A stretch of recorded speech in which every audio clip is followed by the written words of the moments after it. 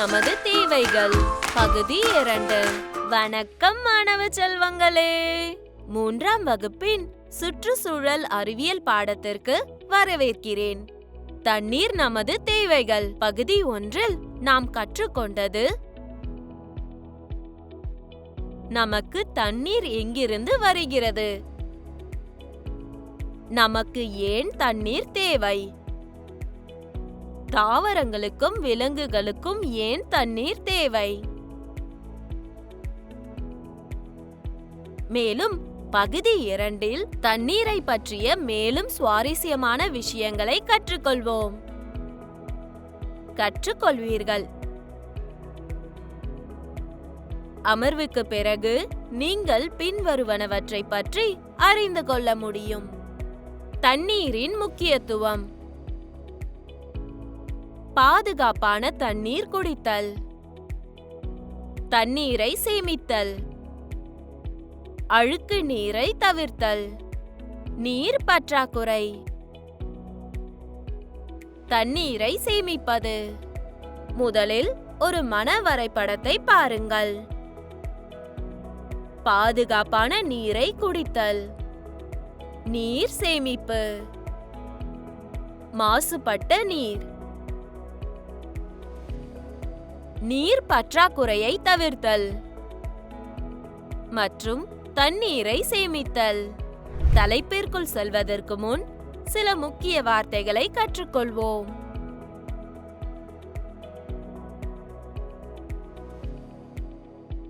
மாசுபட்ட நீர், சுத்திகரிக்கப்பட்ட நீர், குழி நீர் சேகரிப்பு.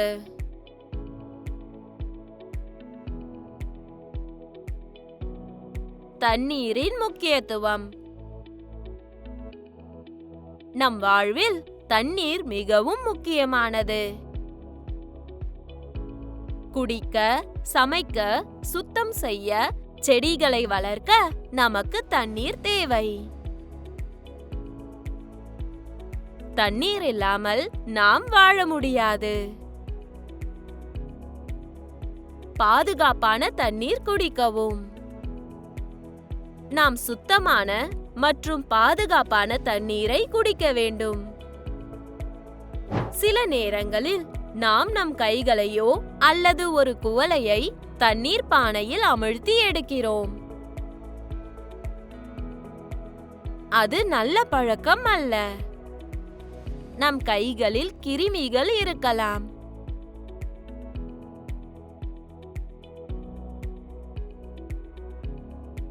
அந்த தண்ணீரை குடித்தால் நமக்கு நோய் வரலாம்.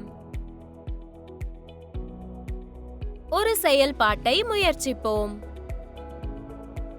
2 குவளை சுத்தமான தண்ணீரை எடுத்துக்கொள்ளுங்கள். உங்கள் கையை ஒரு குவளையில் நனைக்கவும். மற்றொன்றை அப்படியே விட்டுவிடுங்கள். சிறிது நேரம் கழித்து நீங்கள் பார்ப்பீர்கள், உங்கள் கையை நனைத்த தண்ணீர் அழுக்காக மாறும். கைகள் தண்ணீரை அசுத்தமாக்கும் என்பதை இது காட்டுகிறது. எனவே நாம் எந்த அசுத்தமும் இல்லாத சுத்தமான தண்ணீரை குடிக்க வேண்டும்.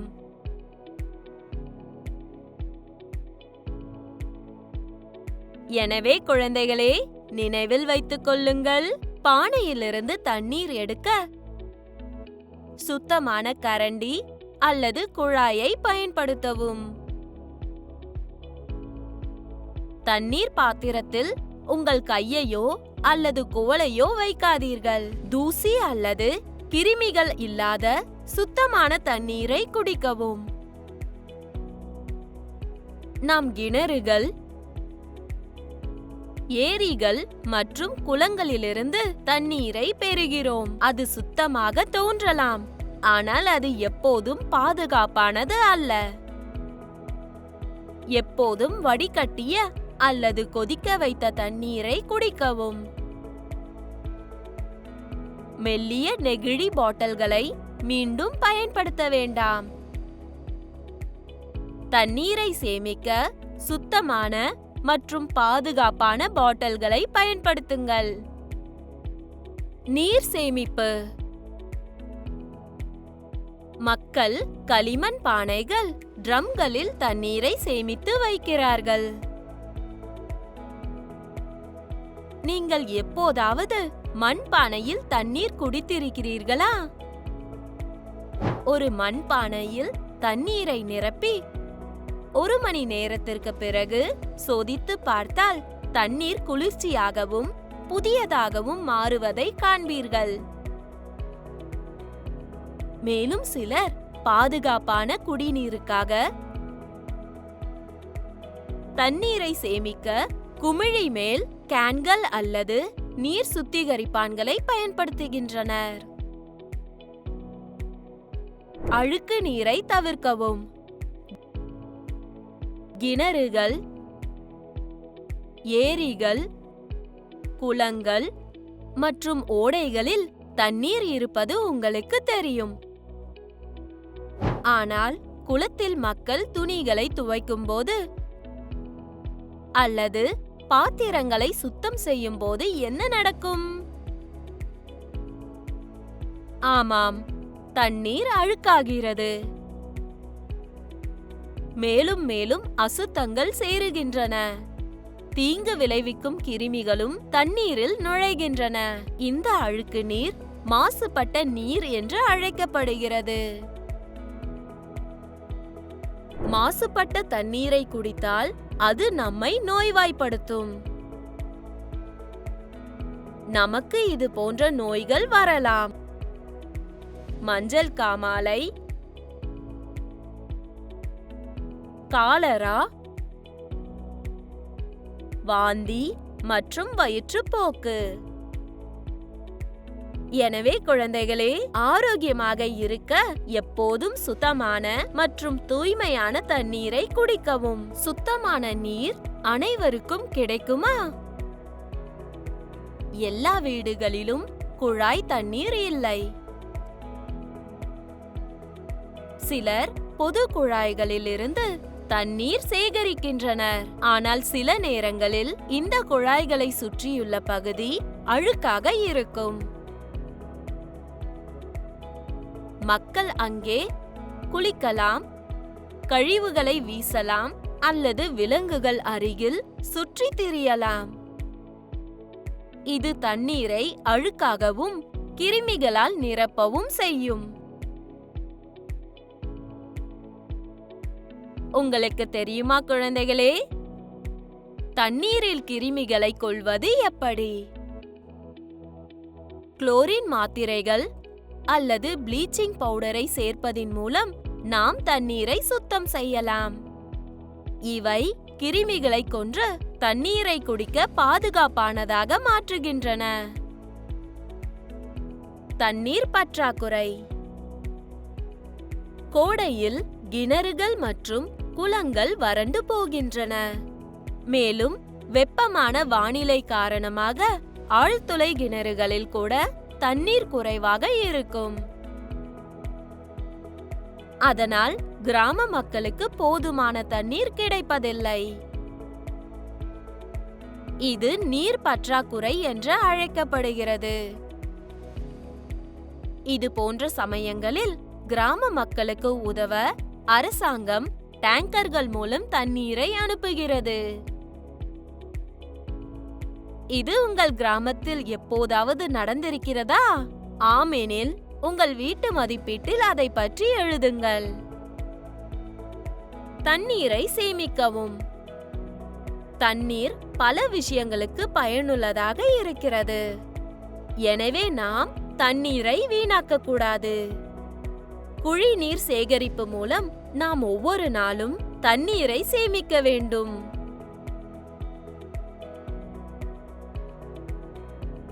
குடிநீர் சேமிப்பு என்றால் என்ன? குழி என்பது தரையில் தோண்டப்பட்ட ஒரு சிறிய குழி. மழை பெய்யும் போது மழை நீர் குழியில் தேங்கி நிற்கிறது. மெதுவாக நீர் மண்ணுக்குள் சென்று நிலத்தடி நீர் மட்டத்தை அதிகரிக்கிறது.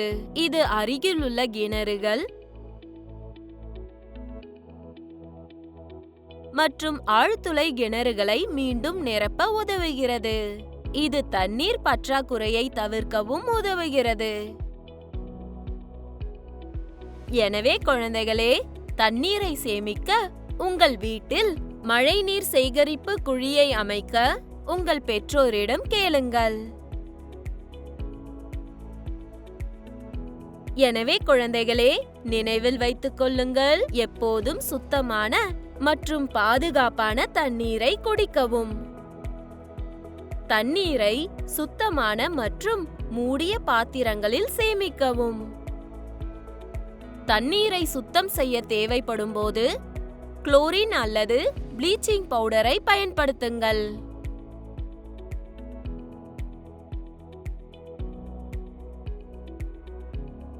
மழைநீர் சேகரிப்பு குழி அமைத்து தண்ணீரை சேமிக்கவும்.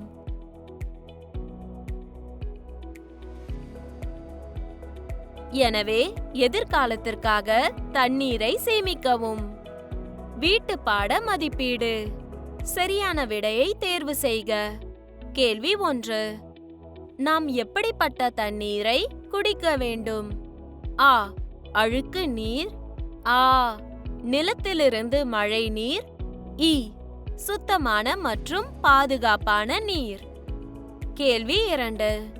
தண்ணீர் பாத்திரத்தில் நம் கைகளை நனைத்தால் என்ன நடக்கும்? ஆ. நீர் சுத்தமாகிறது. ஆ. தண்ணீர் அழுக்காகிறது. இ. எதுவும் நடக்காது. கேள்வி 3. மாசுபட்ட நீர் ஏற்படுத்தும். ஆ. நல்ல ஆரோக்கியம். ஆ. மஞ்சள் காமாலை மற்றும் காலரா போன்ற நோய்கள். இ. இனிப்பு சுவை. கேள்வி 4. தண்ணீர் பற்றாக்குறை பெரும்பாலும் இங்கு ஏற்படுகிறது. ஆ. குளிர்காலம். ஆ. மழைக்காலம். இ. கோடைக்காலம். கேள்வி 5. ஒரு கரண்டி பின்வருவனவற்றுக்கு பயன்படுத்தப்படுகிறது. ஆ. துணிகளை துவைக்க. ஆ. ஒரு பானையிலிருந்து தண்ணீரை எடுக்க. இ. தரையை சுத்தம் செய்ய. கோடிட்ட இடங்களை நிரப்புக. கேள்வி 1. தண்ணீர் நம் வாழ்க்கைக்கு மிகவும் டேஷ் ஆகும். கேள்வி 2. நாம் தண்ணீரை டேஷ் தொட்டிகளில் அல்லது பாட்டில்களில் சேமிக்க வேண்டும். கேள்வி 3.